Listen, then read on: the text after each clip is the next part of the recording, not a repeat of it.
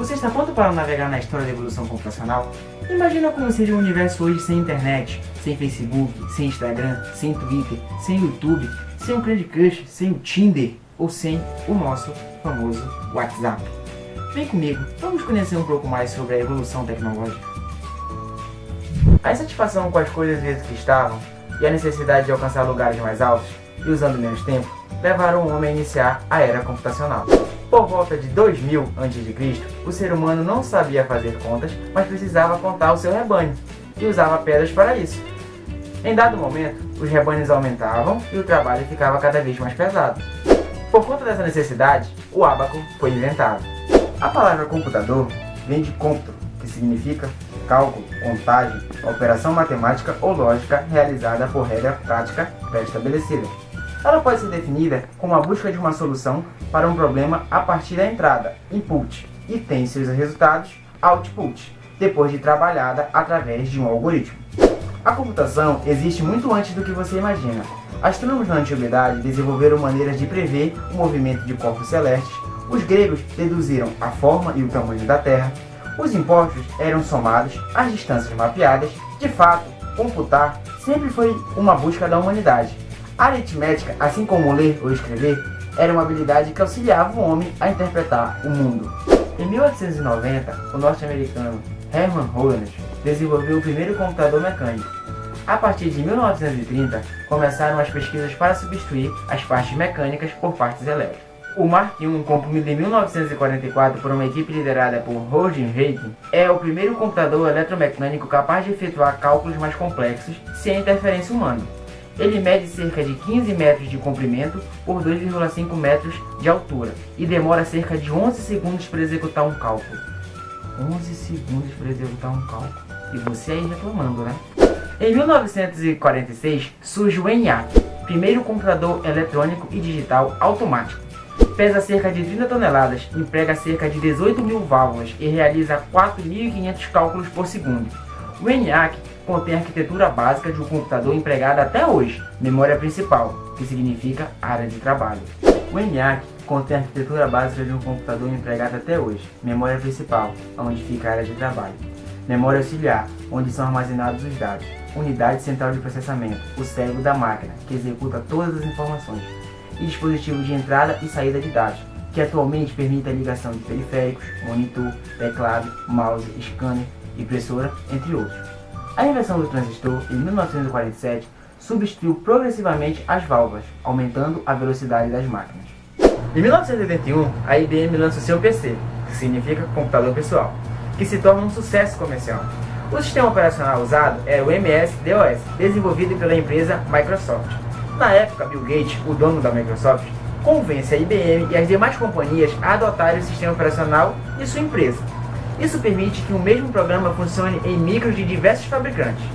Posteriormente, os PCs passam a usar microprocessadores cada vez mais poderosos, como por exemplo o 286, o 386, o 386DX, o 486SX, o 486DX, dentre outros. Atualmente, o processador mais potente que temos no mercado é o Core i7. O único micro a fazer frente aos PCs era o Macintosh, lançado em 1984, que revoluciona o mercado ao promover o uso de ícones e do mouse. No ano seguinte, a Microsoft lança a interface gráfica Windows, adaptando para os PCs o uso de ícones e do mouse. O Windows só alcança sucesso a partir de 90, com a versão 3.0. A nova versão lançada no ano de 1995 totalizava 45,8 milhões de usuários registrados pela Microsoft em dezembro de 1996.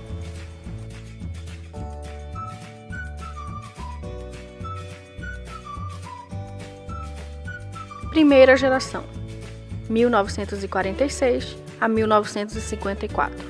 A primeira geração dos computadores é marcada pela utilização de válvulas. A válvula é um tubo de vidro, similar a uma lâmpada fechada sem ar em seu interior, ou seja, um ambiente fechado a vácuo, e contendo eletrodos, cuja finalidade é controlar o fluxo de elétrons. As válvulas aqueciam bastante e costumavam queimar com facilidade. Além disso, a programação era realizada diretamente na linguagem de máquina, o que dificultava a programação e, consequentemente, despendia muito tempo. O armazenamento dos dados era realizado em cartões perfurados, que depois passaram a ser feitos em fita magnética. Um dos representantes desta geração é o ENIAC. Ele possuía 17.468 válvulas, pesava 30 toneladas, tinha 180 metros quadrados de área construída e sua velocidade era da ordem de 100 kHz e possuía apenas 200 bits de memória RAM. Nenhum dos computadores da primeira geração possuía uma aplicação comercial. Eram utilizados para fins balísticos, predição climática, cálculos de energia atômica e outros fins científicos. Segunda geração, 1955 a 1964. A segunda geração de computadores foi marcada pela substituição da válvula pelo transistor. O transistor revolucionou a eletrônica em geral e os computadores em especial. Eles eram muito menores do que as válvulas a vácuo e tinham outras vantagens. Eles não exigiam tempo de pré-aquecimento, consumiam menos energia, geravam menos calor e eram mais rápidos e confiáveis. No final da década de 50, os transistores foram incorporados aos computadores. Na segunda geração, o conceito de unidade central de processamento, a CPU, memória, linguagem de programação e entrada e saída foram desenvolvidos. O tamanho dos computadores diminui consideravelmente. Outro desenvolvimento importante foi a mudança da linguagem de máquina para a linguagem Assembly, também conhecida como linguagem simbólica. A linguagem Assembly possibilita a utilização de mnemônicos para representar as instruções de máquina. Em seguida, vieram as linguagens de alto nível, como por exemplo Fortran e COBOL. No mesmo período surgiu o armazenamento em disco, completando os sistemas de fita magnética e possibilitando ao usuário acesso rápido aos dados desejados. Terceira geração, 1964 a 1977. A terceira geração de computadores é marcada pela utilização dos circuitos integrados, feitos de silício, também conhecidos como microchips. Eles eram construídos integrando um grande número de transistores, o que possibilitou a construção de equipamentos menores e mais baratos. Mas o diferencial dos circuitos integrados não era apenas o tamanho, mas o processo de fabricação que possibilitava a construção de vários circuitos simultaneamente, facilitando a produção em massa. Este avanço pode ser comparado ao advento da imprensa, que revolucionou a produção dos livros. Um computador que representa esta geração foi o IBM System 360, voltado para o setor comercial e científico. Ele possuía uma arquitetura plugável, na qual o cliente poderia substituir as peças que dessem defeitos. Além disso, um conjunto de periféricos eram vendidos conforme a necessidade do cliente.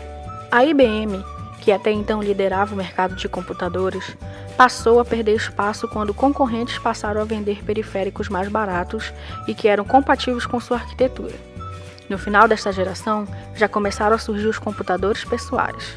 Outro evento importante desta época foi que a IBM passou a separar a criação de hardware de desenvolvimento de sistema, iniciando o mercado da indústria de softwares. Isso foi possível devido à utilização das linguagens de alto nível nesses computadores. Uma linguagem é considerada de alto nível quando ela pode representar ideias abstratas de forma simples, diferente da linguagem de baixo nível que representa as próprias instruções de máquina. Quarta geração, 1977 a 1991. Os computadores da quarta geração são reconhecidos pelo surgimento dos processadores, unidade central de processamento. Os sistemas operacionais como MS-DOS, Unix, Apple Macintosh foram construídos. Linguagens de programação orientadas a objetos como C++ e Smalltalk foram desenvolvidas. Discos rígidos eram utilizados como memória secundária. Impressoras matriciais e os teclados com os layouts atuais foram criados nesta época. Os computadores eram mais confiáveis, mais rápidos, menores e com maior capacidade de armazenamento. Esta geração é marcada pela venda de computadores pessoais. Quinta geração, 1991 até os dias atuais. Os computadores da quinta geração usam processadores com milhões de transistores. Nesta geração surgiram as arquiteturas de 64 bits, os processadores que utilizam tecnologias RISC e CISC, discos rígidos com capacidade superior a 600 GB, pendrives com mais de 1 GB de memória e utilização de disco óptico com mais de 50 GB de armazenamento. A quinta geração está sendo marcada pela inteligência artificial e por sua conectividade. A inteligência artificial pode ser verificada em jogos e robôs ao conseguir desafiar a inteligência humana. A conectividade é cada vez mais um requisito das indústrias de computadores, e hoje em dia queremos que nossos computadores se conectem ao celular, à televisão e a muitos outros dispositivos como geladeiras e câmeras de segurança.